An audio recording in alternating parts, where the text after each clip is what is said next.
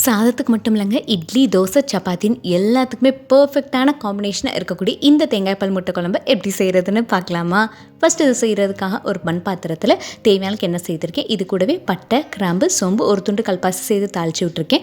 அதுக்கப்புறமா ஒரு பெரிய வெங்காயத்தை நீல வாக்கில் கட் பண்ணி சேர்த்துட்டு இது கூடவே புதினா இலைகள், கொஞ்சமாக கருவேப்பிலை சேர்த்து வதக்கிக்கிட்டேன். ஒரு 7-8 சின்ன வெங்காயத்தை கொரப்பாக அரைச்சி அதையும் சேர்த்து நல்லா வதக்கிட்டு, ஒரு டீஸ்பூன் அளவுக்கு இஞ்சி பூண்டு விழுது சேர்த்து நல்லா வதக்கி கொடுத்ததுக்கப்புறமா ஒரு டீஸ்பூன் காஷ்மீரி மிளகாய்த்தூள், ஒரு டீஸ்பூன் குழம்பு மிளகாய்த்தூள், கொஞ்சமாக மஞ்சள் தூள், ஒரு டீஸ்பூன் சிக்கன் குழம்பு மசாலா சேர்த்து நல்லா வதக்கி கொடுத்துட்டு இது கூடவே 2 பழுத்த தக்காளி மிக்சியில் அரைச்சி சேர்த்து நல்லா வதங்கினதுக்கப்புறமா தேவையான உப்பு தண்ணி சேர்த்து கொதிக்க விட்டுக்கோங்க. கொஞ்சமாக மஞ்சள் தூள், மிளகாய் தூள் சேர்த்து 3 வேக வச்ச முட்டையை ரோஸ்ட் பண்ணி எடுத்ததை இந்த குழம்போட சேர்த்துக்கிட்டு அதுக்கப்புறம் ஒரு உடச்ச முட்டையை சேர்த்து நல்லா வேக விட்டதுக்கப்புறமா 1/4 கப் தேங்காய், 3 நாள் முந்திரி பருப்பு சேர்த்து மையாக அரைச்சி எடுத்த விழுதில் பாதியை சேர்த்துட்டு மீதியை தேங்காய் பாலாக எடுத்து சேர்த்து 5 நிமிஷம் லோ ஃப்ளேமில் கொதிக்க விட்டு ஃபைனலாக மல்லிகைகள் தூவிட்டே இருக்கிட்டா சூப்பரான தேங்காய் பால் முட்டை குழம்பு ரெடி. கண்டிப்பாக அதை ட்ரை பண்ணி பாருங்கள், சூப்பராக இருக்கும்.